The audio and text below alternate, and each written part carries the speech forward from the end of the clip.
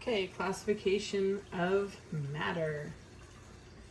So, classification, nature is not naturally classified. That is a man-made system.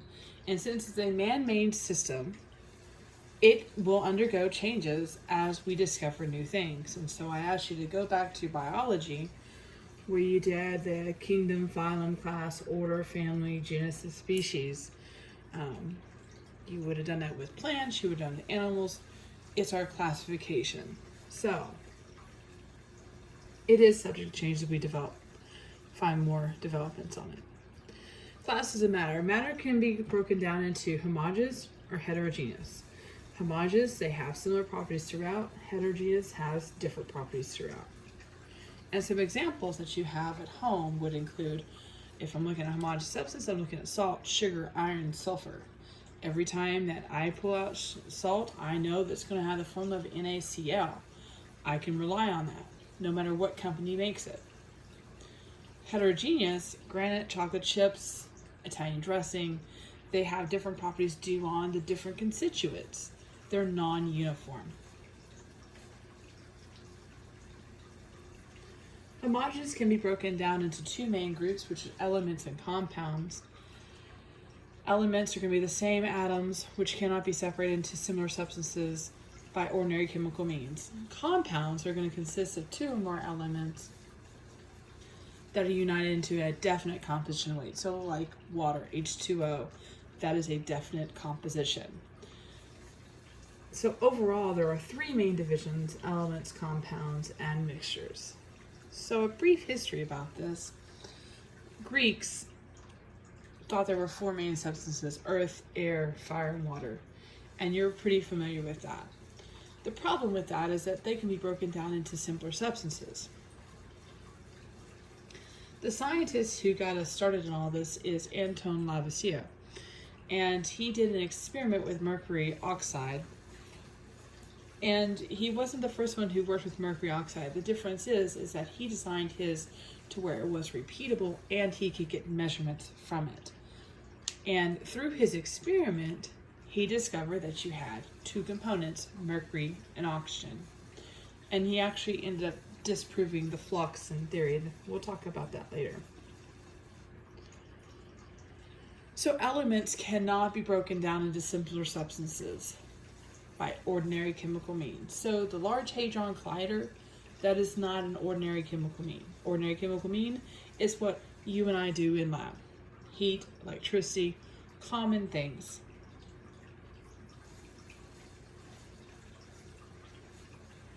So, more on the classification. The first 92 elements on the periodic table, from hydrogen to uranium, are natural. There are some exceptions: technetium, promethium, acetane, and francium. But the first 92 are natural, and you'll notice that they have decimal numbers with their atomic masses because they have more than one isotope here. The elements after uranium, you'll notice, are whole numbers. They're whole numbers because we make those in labs with Large Hadron Colliders. And we started making those. We're going to really connect that back to World War II, when they were working with the idea of nuclear reactions in order to come up with the ultimate weapon at the time. Since then, we've been able to form and make new elements, and we'll talk about why that's important later on.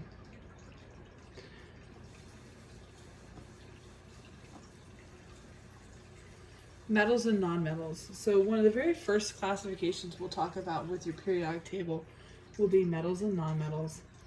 Metals are solid substances, high density, good conductors of heat, electricity, malleable, ductile, and they have metallic luster. And you're pretty familiar with those. You have jewelry, you sit at a metal desk. But please note, not all metals possess these same quantities, nor do they have them in the same degree. Metals will all be left at the stair-step line. And we'll talk about that on the periodic table as well. So just some examples of how metals differ Lithium is very light in mass. Lead is very heavy in mass. Mercury is a liquid at room temperature. Gold is malleable. And silver is an excellent conductor. So, non-metals have lower density compared to metals. They're going to be poor conductors of heat and electricity. They're not going to be ductile, not going to be malleable. If you've forgotten what ductile and malleable means that I can shape it into sheets, like sheets of tin.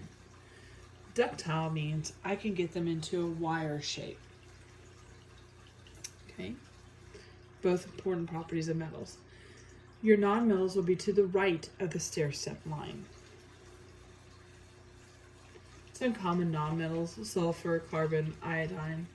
Those are solids. Bromine is a red liquid, and oxygen, hydrogen, nitrogen are gases. And then we have some that are intermediates. They have properties of metals and nonmetals, and we're going to call these metalloids, and they're going to be found along the stair-step line. You can think of them as a transition from metals to nonmetals. And again, their properties vary depending on just what they're made of. So naming the elements. So just like we talked about, there's a classification system for the biology. We have a classification system for our elements. And it was designed by Jöns Jacob Berzelius. And he used the first letter of the Latin or English name of the element. So for example, we use H for hydrogen, O for oxygen, and C for carbon. So then the question came up, well, what do I do if I have two elements that begin with the same letter, like fluorine? So then you choose the second letter that's prominent in the pronunciation of the name. So for chlorine is Cl. Please note that the second letter is never capitalized. Naming elements. And occasionally the symbol of the element is taken from Latin. So like silver is Ag for argentium, and lead is Pb for plumbum. Some elements get their name from Greek words: bromine, bromos for stench, helium, helios, sun. Some names are named after nations: germanium and polonium, Germany and Poland. Others are named after scientists and institutions: Einsteinium, berkelium. Some are known to ancients and therefore have retained their old names, which is zinc, iron, tin, lead, copper, mercury, silver, and gold. And during the past 200 years, elements have been, by tradition, been given the name, the ending IUM, or occasionally UM. So like helium. The ending groups them by metallic properties, with the exception of helium, which is a non-metal.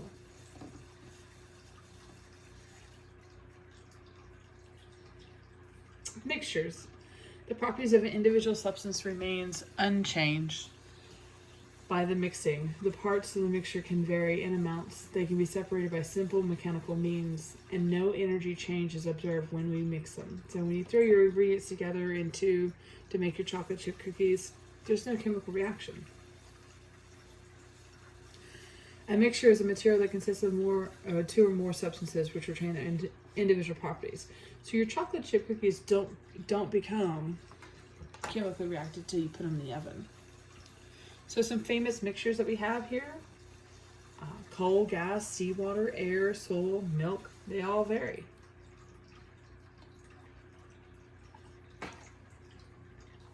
Solutions are uniform mixtures. Sugar dissolves in water, salt dissolves in water. Those are mixtures which are solutions. Usually it's going to be a solid dissolved in liquid, but you can also have liquids that dissolve in others, or you can have gases that can dissolve in each other. Alloys and gases are two of the things I can think of. The difference between homogeneous mixtures and heterogeneous mixtures. Heterogeneous mixtures have different properties due to different substances. Homogeneous are going to have similar properties throughout the entire solution. They're going to retain their individual properties and can be separated. Sugar water, we can evaporate the water out. Compounds are substances consisting of two or more elements that are chemically united in a definite composition. Heat could begin the reaction. Remember that heat and light could be indicators of a chemical reaction. This just basically is a table that summarizes the differences between a mixture and a compound. Law of definite proportion. Elements have proven over and over again that every compound has its individual ratios by weight of combining parts. When it is proven over and over again, it's called a scientific law. So H2O always has 2 hydrogen and 1 oxygen. Carbon dioxide always has 1 carbon and 2 oxygen, carbon dioxide. Law of definite proportion states that it has a definite composition by weight. It was discovered by Louis Joseph Proust in 1799. Some elements make compound in different ways to make different compounds, like water and peroxide. That is called the law of multiple proportions. So I'm not limited just to making one substance the entire time. I can make more than one. And thank you for joining me.